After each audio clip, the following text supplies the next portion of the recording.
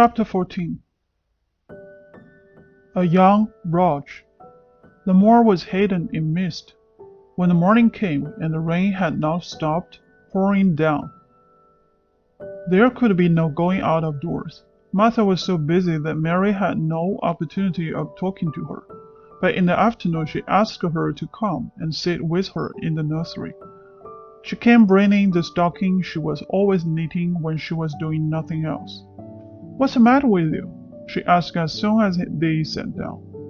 "It looks as if you have something to say." I have found out what the crying was," said Mary. Martha let her knitting drop on her knee and gazed at her with startled eyes. "You hasn't?" she exclaimed. "Never. I heard it in the night," Mary went on, "and I got up and went to see where it came from. It was Colin. I found him." Martha's face became red with fright. "Ah, Miss Mary," she said, half crying. "You shouldn't have done it. You shouldn't. You'll get me in trouble. I never told you nothing about him. But you'll get me in trouble. I shall lose my place, and what will Mother do?" "You won't lose your place," said Mary. "He was glad I came. We talked and talked, and he said he was glad I came." "Was he?" cried Martha. "Are you sure? You doesn't know what he's like when anything vexes him. He's a big lad to cry like a baby, but when he's in a passion, he'll fair scream just to frighten us. He knows us they're not core of souls of own." "He wasn't vexed," said Mary.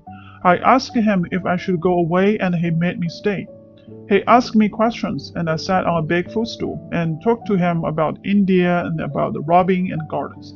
He wouldn't let me go. He let me say his mother's picture. Before I left him, I sang him to sleep." Martha fairly gasped with amazement. "I can scarcely believe you," she protested. "It's as if you'd walked straight into a lion's den. If he'd been like his most times, he would have thrown himself into one of his tantrums and roused the house. He won't let strangers look at him. He let me look at him. I look at him all the time, and he looked at me." "We stared," said Mary. "I don't know what to do," cried agitated Martha. "If Mrs. Matlock finds out, she will think I broke orders and told you I shall be packed back to Mother." "He's not going to tell Mrs. Matlock anything about it yet. It's to be a sort of secret just at first," said Mary firmly, "and he says everybody is obliged to do as he pleases." "That's true enough. That's bad lad," said Martha, wiping her forehead with her apron. "He says Mrs. Matlock must, and he wants me to come and talk to him every day, and you are to tell me when he wants me." "Me?" said Martha. "I shall lose my place, I shall for sure." "You can't, if you are doing what he wants you to do, and everybody is ordered to obey him," Mary argued. "That you mean to say," cried Martha with wide-open eyes, "that he was nice to you?" "I think he almost liked me," Mary answered. "Then you must have bewitched him," decided Martha, drawing a long breath. "Do you mean magic?" inquired Mary. "I've heard about magic in India, but I can't make it. I just went into his room, and I was so surprised to see him I stood and stared, and then he turned around and stared at me. And he thought I was a ghost or a dream, and I thought perhaps he was, and it was so queer being there alone together in the middle of the night and not knowing about each other, and we began to ask each other questions, and when I asked him if I must go away, he said I must not." The words coming to an end, gasped Martha. "What is the matter with him?" asked Mary. "Nobody knows for sure and certain," said Martha. "Mr. Craven went off his head like when he was born. The doctors thought he would have to be put in a slum. It was because Mrs. Craven died, like I told you. He wouldn't set eyes on the baby. He just raved and said it would be another hunchback like him, and it better die." "Is Colin a hunchback?" Mary asked. "He didn't look like one." "He isn't yet," said Martha, "but he began all wrong. Mother said that there was enough trouble and raging in the house to set any child wrong. They were afraid his back was weak, and they've always been taking care of it, keeping him lying down and not letting him walk. Once they made him wear a brace, but he fretted so he was downright ill. Then a big doctor came to see him and made them take it off. He talked to the other doctor quite rough, in a polite way. He said there would be too much meddling and too much letting him having his own way. I think he's a very spoiled boy, said Mary. He's the worst young now as ever was, said Martha. I won't say as he hasn't been ill a good bit. He has had coughs and colds that's nearly killed him 2 or 3 times. Once he had rheumatic fever, and once he had a typhoid. Mrs. Medlock did get a fright then. He would have been out of his head, and she was talking to the nurse, thinking he didn't know nothing, and she said he will die this time, sure enough, and best thing for him and for everybody. And she looked at him, and there he was with his big eyes open, staring at her as sensible as she was herself. She didn't know what would happen, but he just stared at her and said, "You give me some water and stop talking." "Do you think he will die?" asked Mary. "Mother says there's no reason why any child should live that gets no fresh air and doesn't do nothing but lie on his back and reading picture books and take medicine. He's weak and hates the trouble in being taken out of doors, and he gets cold so easy. He says it makes him ill." Mary sat and looked at the fire. "I wonder," she said slowly, "if it would not do him good to go out into a garden and watch things growing. It did me good." "One of the worst fits he ever had," said Martha, "was one time they took him out where the roses is by the fountain. He would have been reading a paper about people getting something he called rose cold, and he began to sneeze and said he would have got it, and then a new gardener as didn't know the rules passed by and looking at him curious. He threw himself into a passion, and he said he would have looked at him because he was going to be a hunchback. He cried himself into a fever and was ill all night. If he ever gets angry at me, I will never go and see him again," said Mary. "He will have you if he wants you," said Martha. "That may as well know that at the start." Very soon afterwards, a bell rang and she rolled up her knitting. "I dare say the nurses wants me to stay with him a bit," she said. "I hope he's in a good temper." She was out of the room about 10 minutes, and then she came back with a puzzled expression. "Well, you has bewitched him," she said. "He's up on his sofa with his picture books. He's told the nurse to stay away until 6 o'clock. I'm to wait in the next room." The minute she was gone, he called me to him and said, "I want Mary Lennox to come and talk to me. And remember, you are not to tell anyone. You'd better go as quick as you can." Mary was quite willing to go quickly. She did not want to see Colin as much as she wanted to see Dickon, but she wanted to see him very much. There was a bright fire on the hearth when she entered his room, and in the daylight she saw it was a very beautiful room indeed. There were rich colors in the rugs and hanging and pictures and books on the walls, which made it look glowing and comfortable, even in spite of the gray sky and falling rain. Colin looked rather like a picture himself. He was wrapped in a velvet dressing gown and sat against a big brocaded cushion. He had a red spot on each cheek. "Come in," he said. "I've been thinking about you all morning." "I've been thinking about you too," answered Mary. "You don't know how frightened Martha is. She says Mrs. Medlock will think she told me about you, and then she will be sent away." He frowned. "Go and tell her to come here," he said. "She's in the next room." Mary went and brought her back. Poor Martha was shaking in her shoes. Colin was still frowning. "Have you to do what I please, or have you not?" he demanded. "I have to do what you please, sir," Martha faltered, turning quite red. "Has Medlock to do what I please?" "Everybody has, sir," said Martha. "Well then, if I order you to bring Miss Mary to me, how can Medlock send you away if she finds it out? Please don't let her, sir," pledged Martha. "I will send her away if she dares to say a word about such a thing," said Master Craven grandly. "She wouldn't like that, I can tell you." "Thank you, sir." Bubbling a courtesy, "I want to do my duty, sir." "What I want is your duty," said Colin more grandly still. "I will take care of you. Now go away." When the door closed behind Martha, Colin found Mistress Mary gazing at him as if he had set her wondering. "Why do you look at me like that?" he asked her. "What are you thinking about?" "I am thinking about 2 things. What are they? Sit down and tell me." "This is the first one," said Mary, seating herself on the big stool. "Once in India I saw a boy who was a Raj.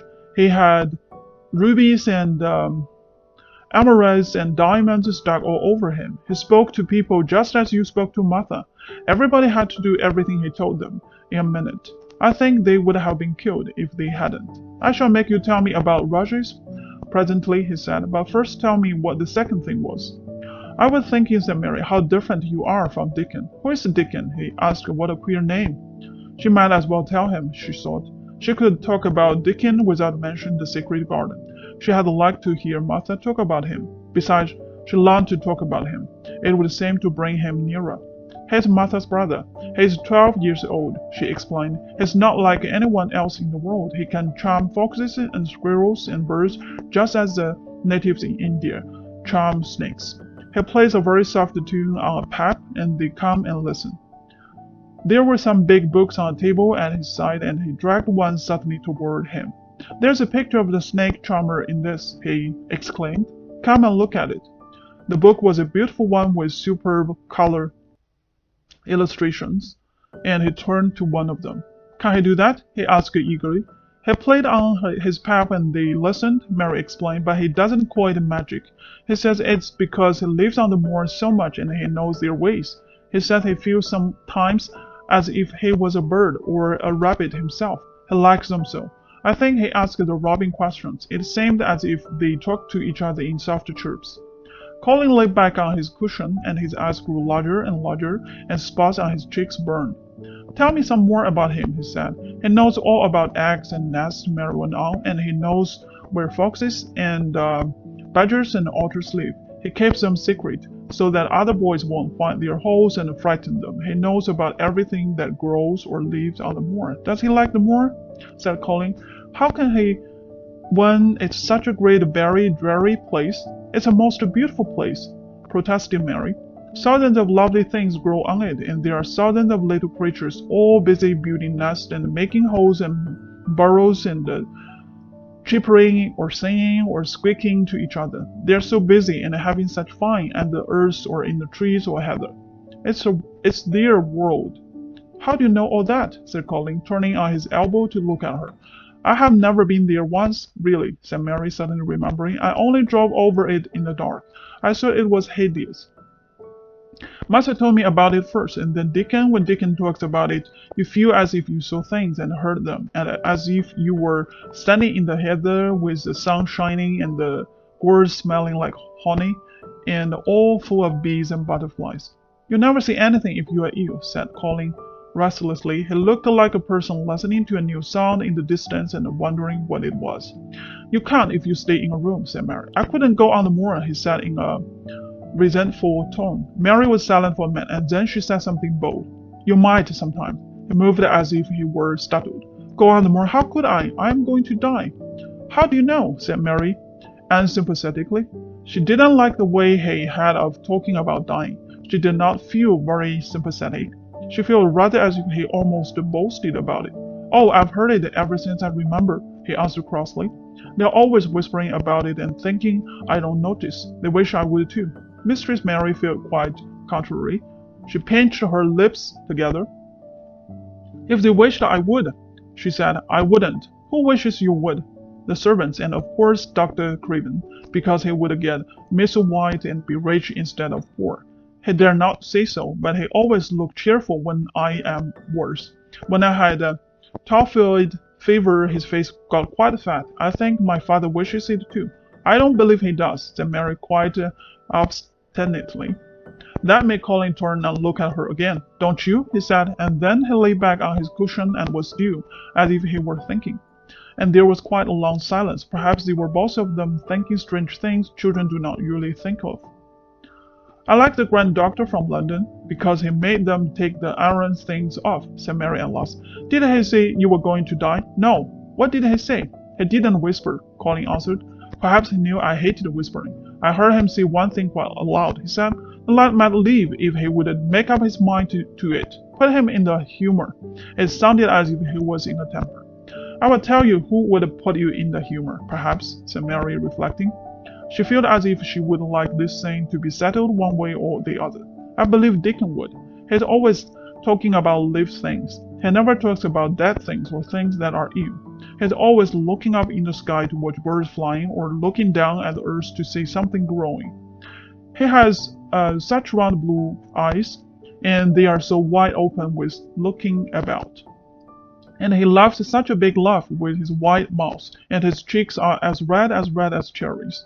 She put his stool nearer to the sofa, and her expression quite changed at the remembrance of the wide curving mouth and wide open eyes. "See here," she said, "don't let us talk about dying. I don't like it. Let us talk about living. Let us talk about Dicking, and then we will look at your pictures."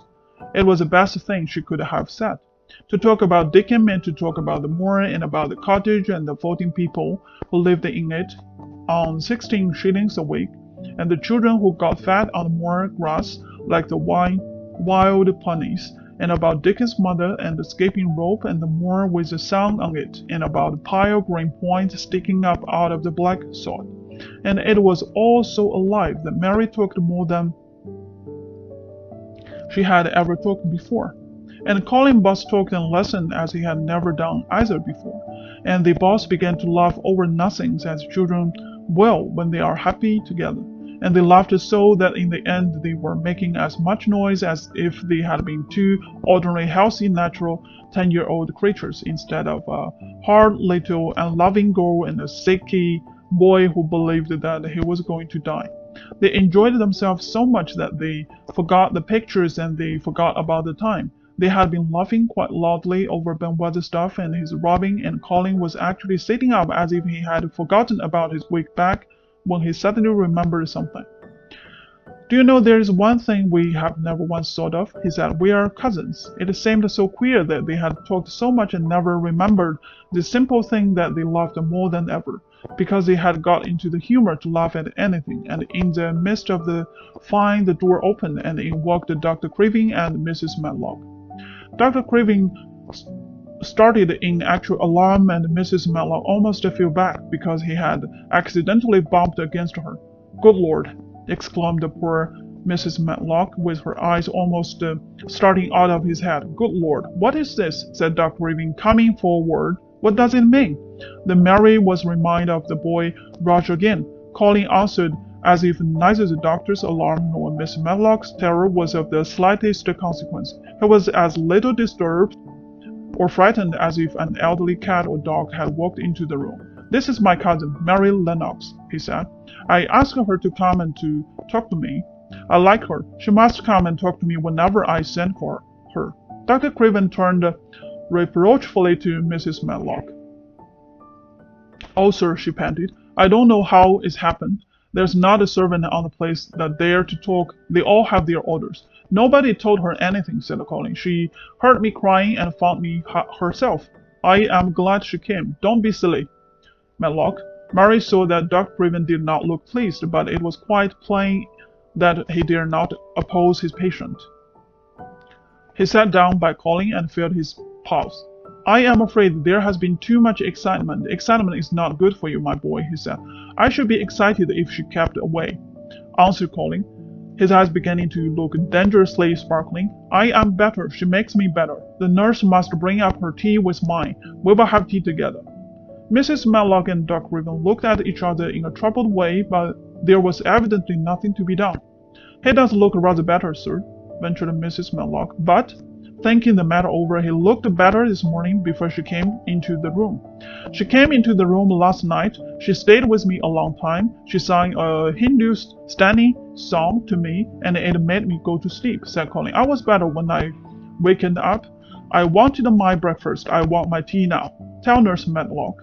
Dr. Craven did not stay very long. He talked to the nurse for a few minutes when she came into the room and said a few words of warning to Colin. He must not talk too much. He must not forget that he was ill. He must not forget that he was very easily tired. Mary saw that there seemed to be a number of uncomfortable things he was not to forget. Colin looked fretful and kept his strange black lashes eyes fixed on Dr. Craven's face. "I want to forget it," he said at last. "She makes me forget it." That is why I want her." Dr. Craven did not look happy when he left the room. He gave a puzzled glance at the little girl sitting on the large stool. She had become a stiff, silent child again as soon as he entered, and he could not see what the attraction was. The boy actually did look brighter, however, and he sighed rather heavily as he went down the corridor. "They're always wanting me to eat things when I don't want to," said Colin, as the nurse brought in the tea and put it on the table by the sofa. "Now, if you will eat, I will. Those muffins look so nice and hot. Tell me about Rogers."